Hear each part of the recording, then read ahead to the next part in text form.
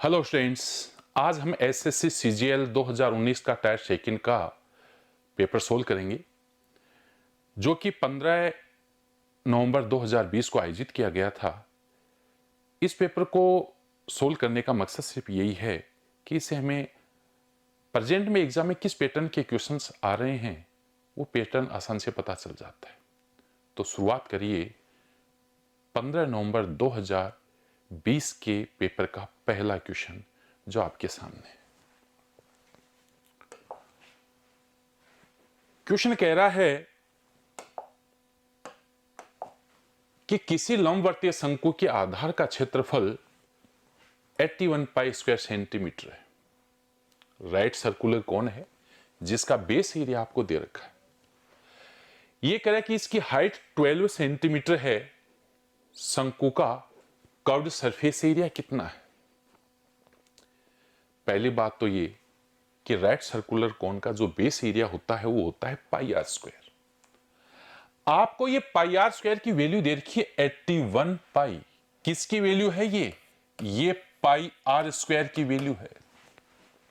और यहीं से देखिए आसान से पता चल गया कि इसके बेस की रेडियस क्या है। पाई से पाई कैंसिल हो जाएगा, आर स्क्वायर 81 यानी रेडियस आपके पास आ गई 9 सेंटीमीटर। हाइट आपको दे रखी है, ये दे रखी है 12 सेंटीमीटर। पाइथागोरस ट्रिपलेट से आप इस कोन की शंकु की स्लेंट हाइट कैलकुलेट कर सकते हो। एल जो हो जाएगा 9 12 तो ये हो जाएगा 15 सेंटीमीटर। फॉर्मूला यूज करना चाहिए फॉर्मूला, अदरवाइज आपको काफी बार मैंने बताया है कि इन पाइथागोरस ट्रिपलेट्स को आप याद रखिए। ये पाइथागोरस ट्रिपलेट्स काफी यूजफुल होते हैं। बिना कैलकुलेशन के आप बता देंगे कि इसका हाइपोटेन्यूज क्या है एक्चुअल में। यहां पर ये इसकी स्लेंट हाइट आ गई। अब ये कह रहा है कि बताइए इस कोन का कर्व्ड सरफेस एरिया क्या है। तो फॉर्मूला तो आपको याद होना चाहिए, पाई आर एल यानी कर्व्ड सरफेस एरिया ये हो जाएगा पाई आर एल, क्योंकि पाई में ऑप्शन दे रखे हैं। आर का मान है 9 और एल का मान है 15। इस प्रकार से इसका आंसर आ जाएगा 135 पाई, यानी ये इसका आंसर है। बड़ा सिंपल है। चीजें अगर आपने पढ़ी हैं ढंग से तो इन क्वेश्चंस का आंसर देना कोई टिपिकल नहीं है। मैं आपसे हमेशा कहता हूं कि बिना किसी फाउंडेशन के कोई इमारत नहीं हो सकती। ठीक उसी प्रकार से बिना बेस के मैथमेटिक्स आपकी तैयार नहीं हो सकती। अगर आपको सिलेक्शन चाहिए है तो आप सबसे पहले इसका बेस मजबूत करिए। बेस लेंदी हो सकता है लेकिन उसे बचे मत, उसको सीखिए, क्योंकि जब आप बेस को मजबूत करोगे तभी इस तरीके के क्वेश्चन को आसानी से सोल्व कर पाओगे। सिर्फ रटने से काम नहीं चलेगा कि इसको इस तरीके से मल्टीप्लाई कर दीजिए आंसर आ जाएगा। इससे आप कुछ क्वेश्चन को रट सकते हो, कुछ पैटर्न्स को रट सकते हो, लेकिन अल्टीमेटली आपको बेस सही होता है। क्वेश्चन नंबर 1 आपका कंप्लीट है। 135 पाई स्क्वायर सेंटीमीटर इसका आंसर हो जाएगा। चलिए आप नेक्स्ट क्वेश्चन पे, क्वेश्चन नंबर 2 को देखिए आप। समीकरण 3x माइनस 20y माइनस 2 बराबर 0, 11x माइनस 5y प्लस 61 बराबर 0 का ग्राफ, यानी ये लीनियर इक्वेशंस हैं दो, इनका ग्राफ पॉइंट P पर इंटरसेक्ट करता है। बताओ इसकी वैल्यू क्या है। मैंने आपको बताया था कि जब लीनियर इक्वेशन का ग्राफ खींचते हैं तो दोनों लाइन जिस पॉइंट पे इंटरसेक्ट करती हैं उस पॉइंट के जो कोऑर्डिनेट्स हैं वो आप इन इक्वेशंस को सोल्व करके कैलकुलेट कर सकते हो। जब आप इन इक्वेशंस को कैलकुलेट करोगे तो x और y के मान आएंगे और वो x और y के मान एक्चुअल में a और b हो जाएंगे। वो ए बी की वैल्यू आपको इस एक्सप्रेशन में पुट करना है, आप आंसर फाइंड करेंगे। तो आपका टारगेट है इन लीनियर इक्वेशंस को सोल्व करना और x और y को कैलकुलेट करना। सोल्व करते हैं। देखिए ये है 20y और ये है 5y। ध्यान दीजिए, ये 20 y और ये 5y, मैं कह रहा हूं कि आप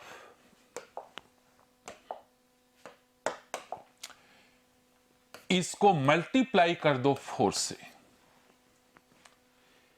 क्योंकि जब आप 4 से मल्टीप्लाई करोगे तो 20y हो जाएगा, ये 20y है। आप इसको 4 से मल्टीप्लाई करके ये इसमें से माइनस कर दीजिए, तो ये देखिए ये 44 माइनस 3 यानी 41x। 20y कैंसिल हो जाएगा, इसका 4 टाइम्स हो गया 244, 244, 244 और ये घटा रहे हो तो 246, यानी ये हो गया प्लस का 246 इज इक्वल टू 0। आप इसको सोल्व करोगे तो ये देखिए 41x is equal to minus 246, ये इसका 6 टाइम है, x की वैल्यू क्या आ गई -6। ये आपका a हो गया, ये आपका a हो गया। अब ये -6 इसमें पुट कर दीजिए, x की वैल्यू -6 है, 18, 20, y की वैल्यू -1, y की वैल्यू -1। सिंपल, आपको इन साइमल्टेनियस इक्वेशन को सोल्व करना है। इनको सोल्व करने के लिए तरीका ये भी है, क्रॉस मल्टीप्लाई मेथड भी हम यूज करते हैं, लेकिन पर्टिकुलर इस क्वेश्चन की बात करी जाए तो यहां क्रॉस मल्टीप्लाई मेथड आपसे कैलकुलेशन मांगेगा। आप जिस मेथड से भी सोल्व करें उस मेथड तक आपकी अप्रोच बड़ी इजी वे में होनी चाहिए। मैंने क्या किया, 5 और यहां 20 को देख लिया, 4 से मल्टीप्लाई कर दिया, जस्ट इसमें माइनस करते आपके पास x की वैल्यू आ गई और x से फिर आपकी y की वैल्यू। ये आपका किसका मान हुआ, b का मान। और अब आपको इसका मान चाहिए, किसका मान चाहिए, a square plus b square, तो ये हो गया 36 प्लस 37 और 37 में से 6 कम कर दीजिए 31, 31, 31 का मतलब ये इसका आंसर है। कंप्लीट क्वेश्चन को सोल्व करने की जरूरत है ही नहीं। आपको A square plus B square minus A B upon A square minus B square plus A B की वैल्यू चाहिए। ए की वैल्यू -6 है, बी की वैल्यू -1 है। आप खुद देखिए 36 तो ये हो गया, ए की 37 हो गया, और क्योंकि ये दोनों मल्टीप्लाई होके प्लस का हो जाएगा इसलिए साइन माइनस का ही होगा, तो 37 में से 6 कम कर दीजिए 31, 31 किसी ऑप्शन में है नहीं, ये आपका आंसर हो गया 31/41। आप चाहे तो इसमें वैल्यू रख दीजिए, कंप्लीट इसका सॉल्यूशन हो जाएगा। तो इस तरीके से एग्जाम में क्वेश्चन को अटेम्प्ट करिए। क्वेश्चन लेंदे, इसमें डाउट नहीं, लेकिन जो मेथड आप यूज करें, मेरा एक ही कहना है कि जो मेथड आप यूज करें उस तक अप्रोच आपकी एकदम से स्मूथ होनी चाहिए। ऐसा नहीं हमें हर चीज के लिए सोचना पड़े, और ये आप प्रैक्टिस करते हैं तो उसी पे डिपेंड, आप जितना प्रैक्टिस करेंगे उतने आपके लिए ये फायदेमंद होता है। अगला क्वेश्चन देखिए, क्वेश्चन नंबर 3।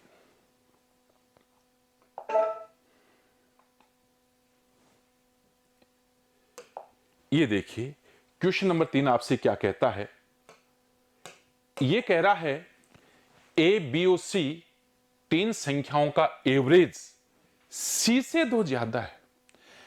3 नंबर्स हैं ए बी और सी, इनका एवरेज सी से 2 अधिक है। ए और बी का एवरेज 48।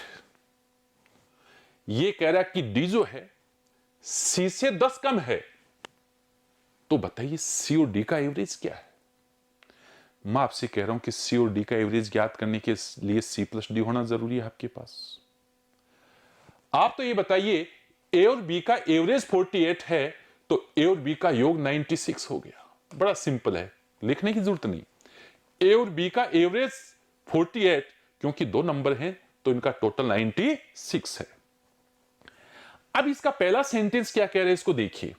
ये कह रहा है एबीसी का एवरेज, एबीसी का एवरेज में ए प्लस बी प्लस सी बटे 3, ए प्लस बी 96 है और प्लस सी और बटे 3, ये हो गया एबीसी का एवरेज। और अब ये कह रहा है कि ये जो एवरेज है सी से 2 ज्यादा है, अर्थात -c और बराबर 2। इससे हमें डायरेक्ट सी मिल रहा है, इससे हमें डायरेक्ट सी मिल रहा है। देखिए किस प्रकार से, 96 plus c minus 3c is equal to 6। देखिए मल्टीप्लाई हो जाएगा ये 3c और ये 6। आप देखिए ये आ गया माइनस का 2c और ये माइनस का 90। माइनस करिए, c की वैल्यू कितनी है 45 और d c से 10 कम है तो d का मान कितना हुआ 35। तो एवरेज क्या हुआ, अरे इनको ऐड कर ले 80/2 40, एवरेज आंसर आ गया आपका। सीओडी कैलकुलेट हो गए, एवरेज प्राप्त हो गया। बड़ा सिंपल है, ए और बी का एवरेज 48 है तो टोटल 96 है, तो ए और बी का तो टोटल हो गया 96 प्लस सी हमने लिख दिया। एवरेज के लिए 3 का भाग देंगे क्योंकि 3 नंबर्स का एवरेज है और ये सी से 2 ज्यादा है, अर्थात minus C is equal to 2। Solve करते सी की वैल्यू आ गई और ये कह रहा है कि डी जो है सी से 10 कम है, लेस है, तो आप इसको 35 ले लीजिए। सी और डी का एवरेज टोटल 80 दिख रहा है, एवरेज 40 होगा। ये इसका आंसर हो जाएगा। ये आपका क्वेश्चन नंबर 3 है। नेक्स्ट क्वेश्चन पे चलिए, देखिए क्वेश्चन नंबर 4 को लेंगे आप। ये आपका क्वेश्चन नंबर 4 है। ये कह रहा है कि इस एक्सप्रेशन की वैल्यू बताओ कि ये एक्सप्रेशन इनमें से किसके इक्वल है। मैं आपसे ये कह रहा हूं कि पहले तो आप एक डायरेक्ट तरीका यूज करें ऐसे एक्सप्रेशन को सोल्व करने का। तरीका यह है कि जो भी रूट में नंबर लिखे हुए हैं उनका आप स्क्वायर रूट लिखो, और स्क्वायर रूट पॉइंट्स में नहीं, इंटीजर्स में। जैसे रूट 10 है तो रूट 10 3 पॉइंट समथिंग होता है, आप सिर्फ 3 लिखो। ये 3 है, ये 2 है, 5, ये 75 हो गया। इसका न्यूमरेटर ये 75 है, डायरेक्ट पता चल गया। ये 3 + 2 5, 5 × 15 75। ऐसे इनको देख लीजिए आप, ये 10 है तो 3 हो गया, ये आपका 20 है तो 20 का आप 4 कर लीजिए और इसका आप 6 कर लीजिए, इसका ये 2 हो जाएगा, इसका 9 कर लीजिए। अब आप देखिए ये आपका हो रहा है 6। देखिए 4 3 7 और 6 13, 13 में से आप 11 कम करिए, सॉरी 2, तो इस प्रकार से इसका मान आ रहा है आपके पास 37.5। सब कुछ अप्रोक्सीमेट है, एक्चुअल कुछ भी नहीं है। मैं तो एक डायरेक्ट तरीका बता रहा हूं कि 3 और 2 5, 5 × 15 75 हो गया। और ये देखिए 3 4 7 से 13, 13 में से ये आप 11 कम कर दीजिए, 2 बच गया, 2 से डिवाइड कर दीजिए आप। मैं तो आपसे ये भी कह रहा हूं कि ये 16 से 4 ज्यादा है, ये 36 से 4 ज्यादा। अगर इसमें से किसी एक को 5 ले लिया तो आप आंसर के एकदम करीब पहुंच जाएंगे। अप्रोक्सीमेशन आपका यूजफुल साबित होगा। और अब आप देखो, आप ये एक्चुअल 3 से डिवाइड करना था और आपके पास कितना आ गया 25। ठीक है, अगर आप 37.5 लेते हैं तो ठीक है और 25 लेते हैं तो ठीक है, कहीं कोई दिक्कत नहीं। अब आप बताओ, इस ऑप्शन को देखिए आप, 5 है, ये 4 है, इसका मान अप्रोक्सीमेट 1 आ रहा है, तो कहां 1 कहां 25 या 37.5 ले तो वो भी ठीक है। तो ये आपका आंसर नहीं है। ठीक, आप इसको देखिए, ये 2 2 × 2 4, 4 3 7, 7 × 10 70, तो ये 70 और ये 25 नहीं, ये 70 हो रहा है आपका। ये इसका आंसर नहीं हो सकता, अप्रोक्सीमेट में इतना चेंज नहीं आ सकता। इसी प्रकार से ये आपका 9 हो रहा है, क्योंकि 5 2 × 2 4, 5 और 4 9, नहीं, ये इसका आंसर नहीं होगा। इसको देखिए आप, सॉरी इसको ये नहीं, नो नहीं होगा, ये होगा आपका 1.5, क्योंकि √2 1.414 होता है, तो 1.5 ले 1.5 गुना, तो ये 3 5 3 8 हो रहा है, ये 8, तो आंसर नहीं। लेकिन ये 3 3 6, 6 × 5, ये 30 हो रहा है। अब सारी वैल्यूज मैंने लिखी, ये 30 है, ये 8 है, 70 है, ये 37.5 लेंगे तो भी ये आंसर है, और अगर आप 25 लेंगे तो भी आंसर है। एक तरीका तो आपके पास ये है, हमेशा यही चीज काम आएगी, कोई जरूरी नहीं है। ये तो क्वेश्चन को देखा जाता है कि क्या इसमें ये चीज एप्लीकेबल है या नहीं। आप ये कहेंगे हमेशा ऐसा हम कर सकते हैं क्या? हमेशा आप नहीं कर सकते, लेकिन परिस्थितिवश पैटर्न देख लीजिए आप, इसने कहीं तो कहीं क्लू तो छोड़ा है, तो क्लू इसमें सीधा सीधा ये है, आप इस तरीके से इसको सोल्व करिए। एक तरीका तो आपके पास ये है। अब आइए इसके दूसरे मेथड पर कि एक्चुअली इसका मेथड क्या हो सकता है। तो आप दूसरे मेथड के लिए एक काम करें, इस एक्सप्रेशन में प्रत्येक टाइम में √5 है, तो क्यों ने √5 हटा दिया जाए सब जगह से। तो आपके पास क्या आएगा, ये 15 है, √5 हटाएंगे √2 है, और √5 हटाएंगे +1 है। बड़ा सिंपल, √5 हटाओगे √2 है, √5 हटाओगे √4 बचेगा जो 2 हो जाएगा, √5 हटाओगे तो ये बचेगा आपका 8, और √8 होता है 2√2। ये रूट तो -1, √5 तो 16, 16 का कितना हो गया, -4। मेरे हिसाब से तो आंसर आ गया इसका। देखिए कैसे, 15 और √2 + 1 तो ये एज इट इज रख लीजिए, और अब आप देख लीजिए 3√3 और ये आपका -3। देखो आप 3 कॉमन ले लीजिए, 3 कॉमन लेंगे तो √2 -1। देखिए आप 3√3 और ये 5 में से 2 कम करेंगे -3, तो 3√3 -3 हुआ, 3 कॉमन ले लिया, और ये देखिए इससे कट भी गया, ये आपका 5 हो गया कटने के बाद में। और ये क्या होता है, ये 3 + 2√2। मैंने आपको क्लास में बताया है कि इन दोनों का डिफरेंस, वर्गों का डिफरेंस, स्क्वायर का डिफरेंस जब 1 होता है तो इनका स्क्वायर करना होता है डायरेक्ट। 5 एज इट इज लिया, √2 -1, क्योंकि इनका स्क्वायर का डिफरेंस कितना है, 1। इसका मतलब इसका स्क्वायर करोगे वो आपका सॉल्यूशन आ जाएगा। तो इसका स्क्वायर 2 और 1 3, तो ये तो 3 रहा, और मल्टीप्लाई का जस्ट ट्वाइस, यानी 2√2, यानी इसका आंसर होगा 1। ये इसका विधिवत मेथड है। √5 आपका सब जगह से गायब हो रहा है, हर टर्म में √5 मौजूद है, जिसको आप पहले कैंसिल करो, और कैंसिल करने के बाद छोटा सा सॉल्यूशन इसका बन जाता है, आसानी से क्वेश्चन को आप सोल्व कर सकते हो। तो इस तरीके से आपका ये क्वेश्चन नंबर 4 है। अगला क्वेश्चन लेंगे आप, क्वेश्चन नंबर 5।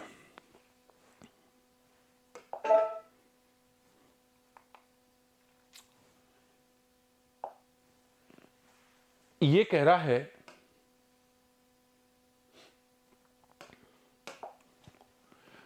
ओ सेंटर वाले वृत्त में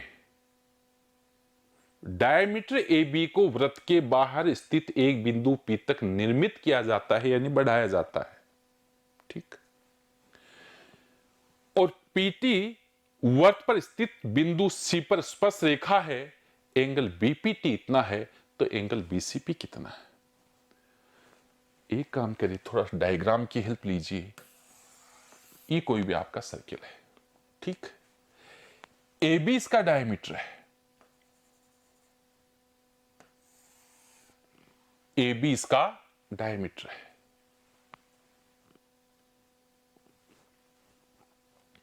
ठीक।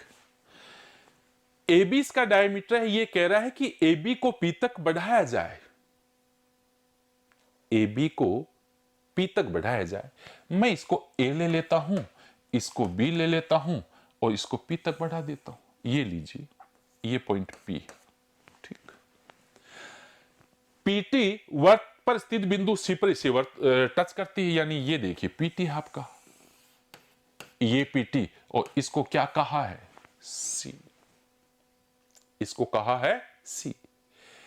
फिर ये कह रहा है एंगल BPT, ये एंगल 36 है,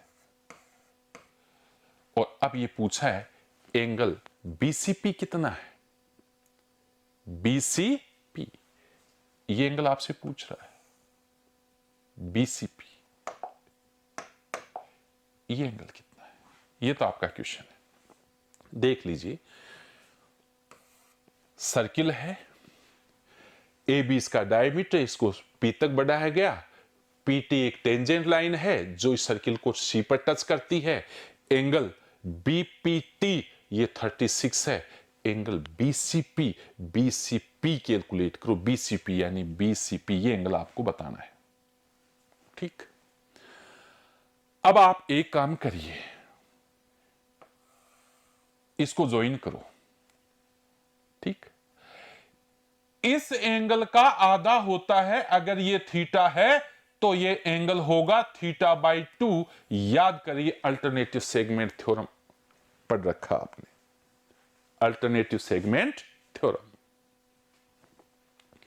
ये एंगल हमेशा इसका आधा होता है, और ये एंगल कितना हुआ, देखिए टेंजेंट और ये रेडियस के बीच का एंगल 90 होता है, तो 90 36, तो ये एंगल हो गया 54, ये एंगल हो गया 54, तो इसका आधा कर लीजिए, ये एंगल हो गया 27 डिग्री, 27 डिग्री, ये इसका आंसर है। फिर देखिए आप, ये जो एंगल है इसका जस्ट हाफ होता है, ये इस एंगल का जस्ट हाफ। इसके लिए आपको याद करना पड़ेगा अल्टरनेटिव सेगमेंट थ्योरम। मैंने कहा था कि किसी भी कोड के किसी एक सिरे पर खींची गई टेंजेंट लाइन, ये एक कोड है बीसी, ये टेंजेंट लाइन है, और इन दोनों के बीच का एंगल जो है इस सेगमेंट द्वारा अपोजिट सेगमेंट बनाए गए कोण के बराबर होता है। ये 27 है तो ये 27, क्योंकि सेंटर का कोण डबल होता है, इसलिए 27 का डबल हुआ 54। तब मैं कह रहा हूं कि ये एंगल थीटा है तो ये इसका हाफ होता है। हमेशा इसको याद रखिए कि ये एंगल इसका आधा हो जाएगा, ये 54 है। अब आप ये कोई 54 कैसे हुआ, अरे ट्राइंगल बी, इसको देखिए पीओसी को 90 है, 36 है, तो 54 है। किसी भी ट्राइंगल के तीनों एंगल्स का सम 180 होना जरूरी होता है। दो एंगल आपके पास 90 और 36 हैं, तो 54 बचा, और 54 का जस्ट हाफ ये θ/2 हो गया। एंगल बाइसेक्टर थ्योरम, किसी जीवा उसके एक सिरे पर खींची स्पर्श रेखा के मध्य बना कोण, ध्यान दीजिए, ये जीवा है, ये टेंजेंट लाइन है, इन दोनों के बीच बना कोण किसके बराबर होता है, यहां इस कोण के बराबर होता है, इस कोण के, और ये एंगल इसका डबल होता है। अब ये एंगल इसका डबल होता है तो फिर ये एंगल अपने आप ही इसका आधा हुआ। ये देखिए θ/2, ये भी θ/2 है आपका, देखिए ये θ/2 एंगल बाइसेक्टर थ्योरम से ये 27 है, 27 का डबल 54, तो इसको उल्टे क्रम में यूज कर गए कि ये 54 है, तो इसका मतलब ये कितना हुआ, 27। इस तरीके से आपका इक्वेशन नंबर 5 है। नेक्स्ट क्वेश्चन,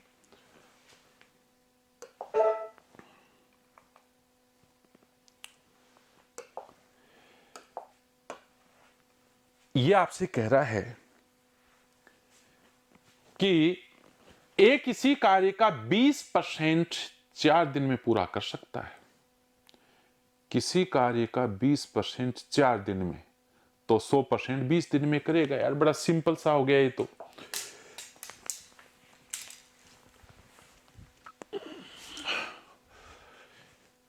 ए इस काम को करेगा 20 दिन में, डाइट कह सकते हो यार, 20% 4 दिन में तो पूरा 100% 20 दिन में। बी उसी कार्य का 33/1/3% 10 दिन में, यानी 1/3 काम 10 दिन में, तो 20 काम को करेगा कंप्लीट 30 दिन में। डाइट कह सकते हो, इनमें कुछ विशेष दिमाग लगाने की जरूरत नहीं होती है। 1/3 वर्क इसने 10 डेज में कर दिया, 1/3 काम, तो पूरा काम 30 दिन में करेगा, कहां दिक्कत है। वे 9 दिन के लिए एक साथ काम करते हैं, 9 दिन के लिए एक साथ काम करते हैं। सी शेष कार्य को 6 दिन में पूरा करता है। बी और सी एक साथ उसी कार्य को का 75% कितने समय में पूरा करेंगे। देखिए आप एक काम करिए, आप टोटल वर्क आप मान लीजिए 20 और 30 का एलसीएम 60 इकाई, तो ए एक दिन में काम करेगा 3 इकाई, बी एक दिन में काम करेगा 2 इकाई। बड़ा सिंपल है। इन दोनों ने 9 दिन तक काम किया है, तो इंटू 9 यानी 45 इकाई काम हो चुका है। कितने दिन में, 9 दिन में। अब कितना काम बचा, 15, इतना काम और बचा 15 यूनिट, और इस 15 यूनिट काम को सी ने किया 6 दिन में। 6 दिन में। अब 6 दिन का काम 15 यूनिट है, तो एक दिन का काम 2.5 यूनिट नहीं हो गया क्या? 2.5 यूनिट।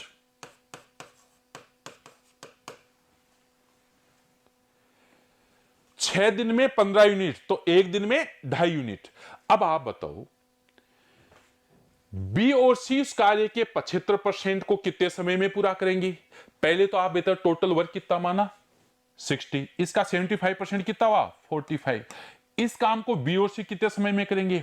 तो बी एक दिन में काम करता है 2 इकाई, सी एक दिन में काम करता है 2.5 इकाई। 2.5 यानी ये हो गया आपका 4.5, 9, ये हो गया 10 दिन।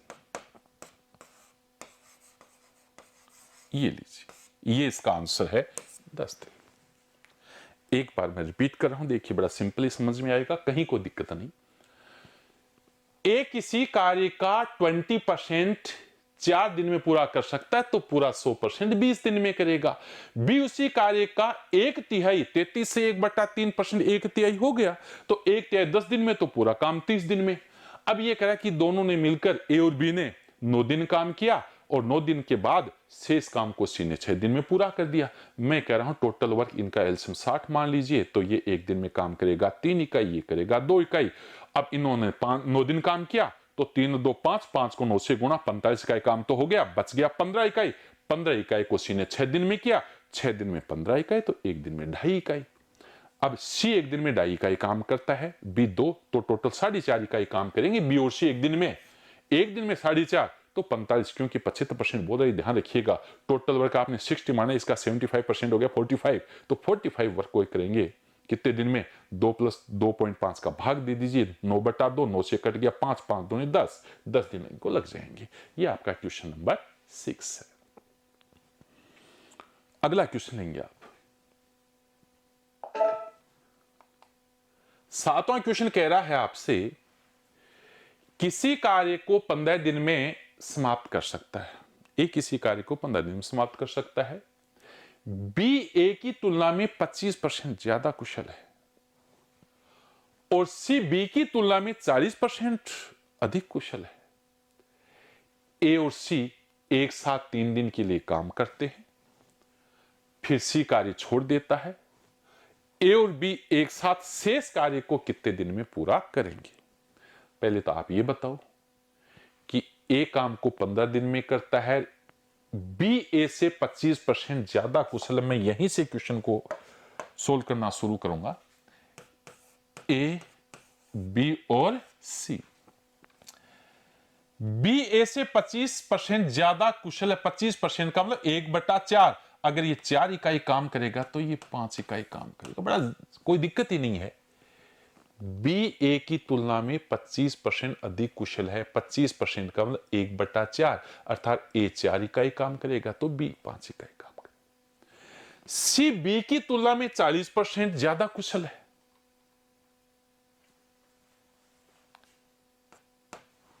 सी जो है बी से 40% ज्यादा कुशल है, तो इसका 40% कितना हुआ? 2 अधिक काम करेगा, यानी कितना काम करेगा? 7। ये लीजिए, ए एक दिन में 4 इकाई काम करेगा, बी करेगा 5 इकाई, सी करेगा 7 इकाई। इससे ये 20% ज्यादा हो गया, इससे 40% ज्यादा हो गया। अब ये कह रहा है ए और सी ने 3 दिन काम किया। ए और सी ने 3 दिन काम किया, ए और सी ने 3 दिन काम किया, तो 7 और 4 11, 33 इकाई काम हो चुका है। 33 इकाई काम हो चुका है। लेकिन उससे पहले टोटल वर्क कितना है ये देखिए। टोटल वर्क, क्योंकि ए इस काम को 15 दिन में कर सकता है, तो टोटल वर्क हो गया 15 × 4, ये 60।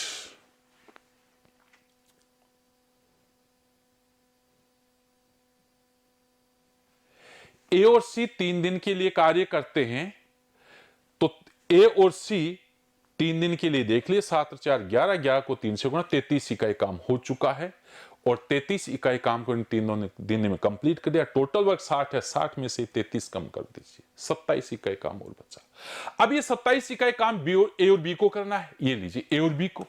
तो 27 इकाई काम करना है ए और बी को, यानी 4 + 5, 4 + 5 कितने दिन लगेंगे? 3 दिन। ये इसका आंसर आ गया आपका, ये 3 दिन देखिए आप। तो इस तरीके से मैंने ये क्लास में कई बार कहा है कि कार्यक्षमता क्या होती है? प्रतिदिन किया गया कार्य। तो इसने कार्यक्षमता बताई है, तो ये पर डे किया गया कार्य है। कार्यक्षमता प्रतिदिन किया गया कार्य होता है, इकाई समय में किया गया कार्य होता है। इकाई यहां पर हम पर डे ले रहे हैं, तो एक दिन में कितना कार्य किया वो कार्यक्षमता हुई, और ये कार्यक्षमता का रेशियो है, कार्यक्षमता है ये, एक दिन में किया गया कार्य है। ए 4 इकाई करेगा, इससे 20% ज्यादा 5 इकाई करेगा, इससे 40% ज्यादा ये 7 इकाई करेगा। ए काम को 15 दिन में कर सकता है, 60 इकाई काम टोटल है। ए और सी ने 3 दिन काम किया, तो 7 × 11 = 33, 33 का काम हो चुका। तो 60 में से ये 33 माइनस करोगे तो 27 का काम बचा, जिसको ए बी कितने दिन में करेंगे? ए और बी एक दिन में 9 इकाई काम के 9 से डिवाइड करें, 3 दिन आंसर आ गया। अगला क्वेश्चन आपके पास,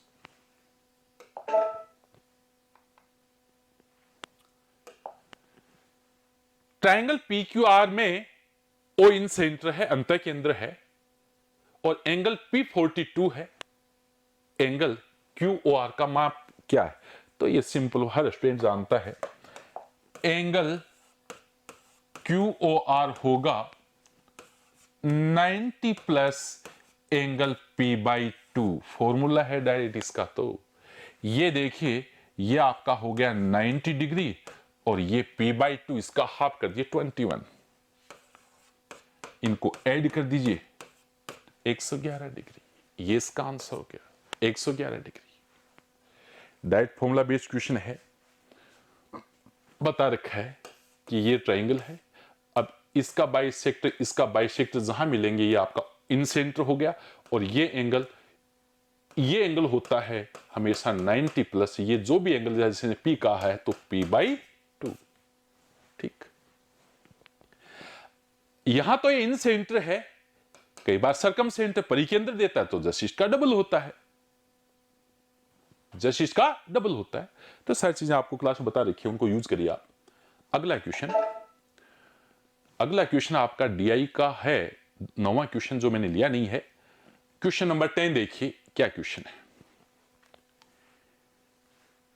ए बी को 20% के लाभ पर कोई घड़ी बेचता है, बी से सी को 30% लाभ पर बेच देता है, सी से डी को 10% हानि पर बेच देता है। यदि बी का लाभ ए के लाभ की तुलना में 80 रुपए ज्यादा है, तो डी ने इसे कितने रुपए में खरीदा? देखिए आप क्या करें इस क्वेश्चन में, ये ए, ये बी, ये सी और डी। ए बी को 20% लाभ से कोई घड़ी बेचता है, जैसे इसने 100 रुपए में खरीदी ना, तो 120 में बेच दिया। ठीक, बी ने सी को 30% लाभ पर बेचा, तो इसका 30% तो कितना हुआ? 36 हुआ, तो 36 रुपए जोड़ दीजिए, 156 में बेच दिया। ए ने बी को 20% लाभ पर, इसने इसको 30% लाभ पर, इसने 10% लॉस पर बेच दिया। अब इसका 10% 15.6, 15.6 घटाओगे तो 140.4। ये लीजिए। अब आप बताओ ए का प्रॉफिट कितना? 20। इसका प्रॉफिट कितना? 36। बताइए कि बी का लाभ ए के लाभ से कितना ज्यादा? 16। देख लीजिए, बी ने 36 रुपए कमाए, ए ने 20 रुपए कमाए, और ये लाभ इससे कितना ज्यादा? 16। और क्वेश्चन कह रहा कितना? 80 रुपए। तो बता दीजिए 16 इकाई बराबर 80 है, तो 1 इकाई बराबर 5 रुपए, और 1 बराबर 5 है, तो डी ने कितने में खरीदा? बता दीजिए। इसको मल्टीप्लाई कर दीजिए 5 से, आपके पास आ जाएगा 20, और यह आ जाएगा आपके पास 2, और ये हो जाएगा 0 और ये 702.0 यानी 702 रुपए। इस तरीके से इसने 20 रुपए कमाए, इसने 36 रुपए कमाए, तो दोनों के प्रॉफिट में 16 का डिफरेंस, क्वेश्चन 80 रुपए बता रहा है, तो 11 16 बराबर 80, 1 बराबर 5 है, 5 से गुणा कर दीजिए। ये ए का कॉस्ट प्राइस है, बी का कॉस्ट प्राइस है, सी का कॉस्ट प्राइस, डी का कॉस्ट प्राइस। मेथड और भी हो सकते हैं, लेकिन मुझे लगता है इस तरीके से इसका सॉल्यूशन ज्यादा सिंपल रहेगा। इसने कहा बी का लाभ ए के लाभ से 80 रुपए ज्यादा है, आपके हिसाब से तो 16 रुपए ज्यादा, तो 16 का मान 80 हो गया, ए का मान 5 हो गया। अब ये कहा डी का कॉस्ट प्राइस, तो कॉस्ट प्राइस तो लिख रहे हैं, ए ने 100 में खरीदा, बी ने 120 में खरीदा, सी ने 156 में खरीदा, इसने 140.4 में खरीदा, तो इसको मल्टीप्लाई कर दीजिए, आपके पास 702 रुपए इसका आंसर आ जाएगा। डी के लिए इसका कॉस्ट प्राइस हुआ 702 रुपए।